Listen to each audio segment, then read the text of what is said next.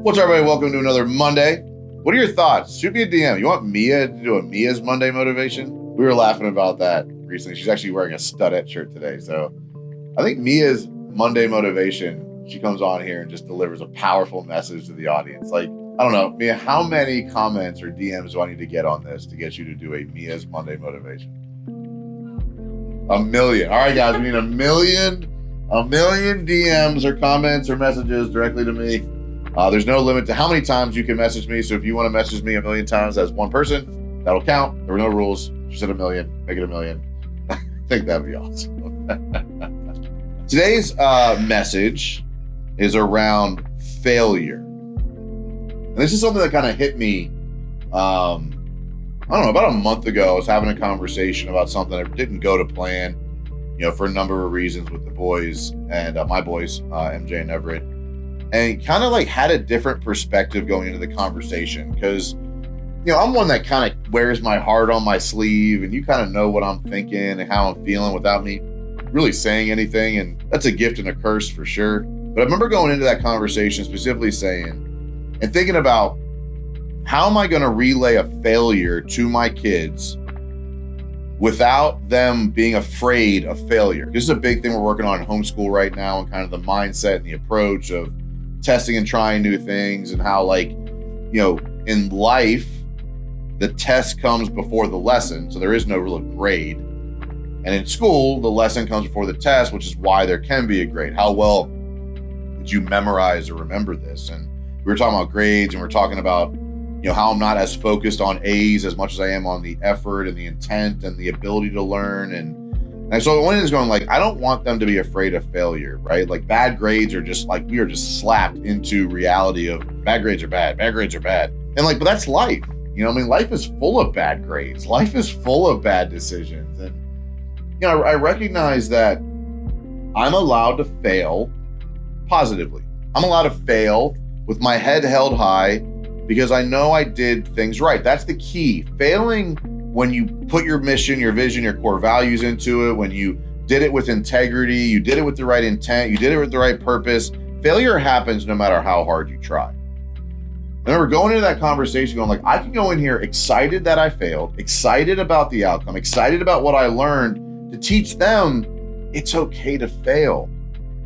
We as parents have this belief that we can tell our kids, be whatever you want. You can be whatever you want. It's not going to be easy, but you can do whatever you put your mind to. And then we as adults don't do the same thing. We minimize our potential. We pretend we are not capable of doing things. We hold ourselves back. We talk down on ourselves. We don't do anything we would actually want our kids to do as adults. And I've been putting a lot of thought into that, especially as we've really grown this homeschool curriculum and how we want to raise them and how we want to teach them. And so I went into this conversation discussing this failure that was, it impacted people, it impacted money, it impacted me, it impacted our family. And I went into it not excited that I messed up, not, oh my God, it's so cool. But I relayed the failure to them in a very positive, this is a good thing. We learned this now.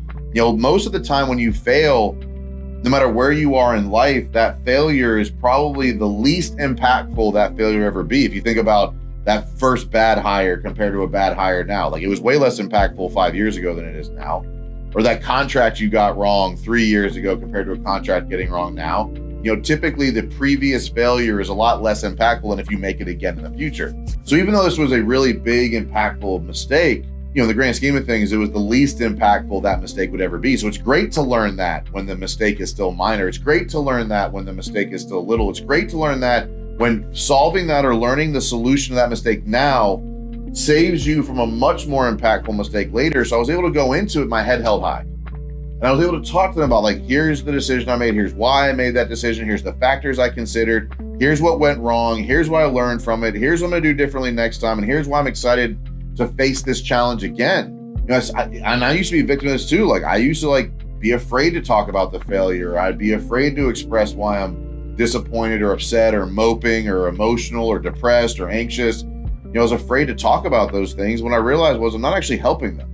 I'm telling them that it's going to be hard without being willing to accept the fact it's going to be hard. I'm telling them you can do whatever you want without being willing to go try to be everything I can be. I realized that I was setting them up for failure by making them believe that making mistakes is detrimental, that the fact of it would set you back forever, or acting as if every major problem was a major problem. It's not. Like, if you just look at 2021, like just look back 2 years in your life, go back and try to visualize every problem you thought was going to end you and how little of that problem actually turned out to be. Now, but there's problems right now. You're acting as if the world's coming to an end, and in 2 years, that problem will be infant, minuscule, minor.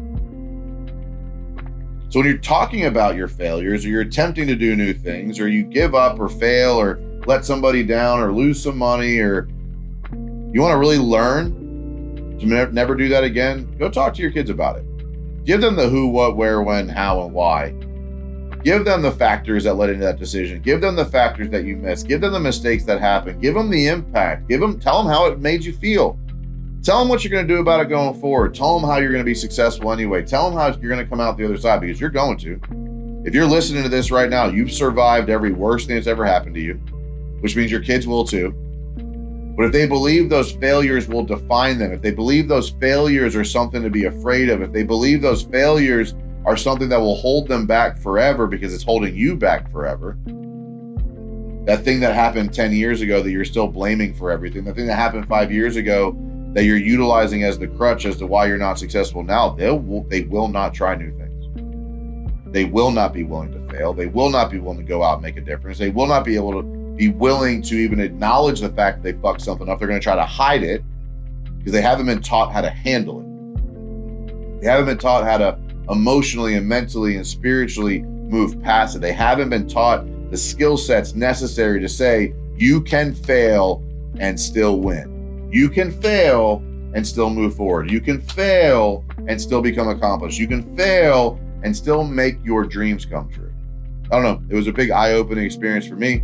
That's something I really had not put major thought into previously, that how am I going to explain a failure to my children, not just audibly, but physically? What am I going to look like? What energy am I bringing to the room? Because look, I have 2 sons that look up to everything I do. And if I am unnoticing the fact, or not noticing the fact, and not intentional to the fact that my emotions, my tone, my body language, my facial expressions impact them, then I'm kind of being lazy. And I'm definitely not leaving the impact that I want with them. So I don't know, look at your failures and look at how you're communicating them to your children. You might just teach them, go after big things, chase big dreams. Failure will happen, but it will not define you, and it will not stop the outcome from coming true. And maybe you needed to hear that. Maybe you need to be reminded that failures don't define you, and failures do not mean that your desired destination is not possible. Not giving up is how you make that happen. Not giving up, staying positive, looking at things about what you learned from them and how that'll stop you from making mistakes again, and having the perspective to understand the negative impact or the outcome of that mistake now is the least impactful it will ever be. Look back. If you don't believe me, look back at your life. Most of the mistakes you've made, you look back now and almost giggle about how serious you thought it was and how impactful you thought it was. Now you're like, damn, that'd be like an easy Tuesday now. That was like the worst week of my life. Now it's just like another Tuesday. There's a lot of places in your life that's probably true. If you give yourself permission to look at it. But I challenge you to get really a lot more intentional with how you present failure to your children, both audibly and physically. Your tone and your energy are probably more important than even what you say. So look at it. Maybe there's a conversation you need to go have with somebody in your life to help them see a perspective that you may or may not just have gotten. Get out there this week, make it happen so that you can win fast and win often.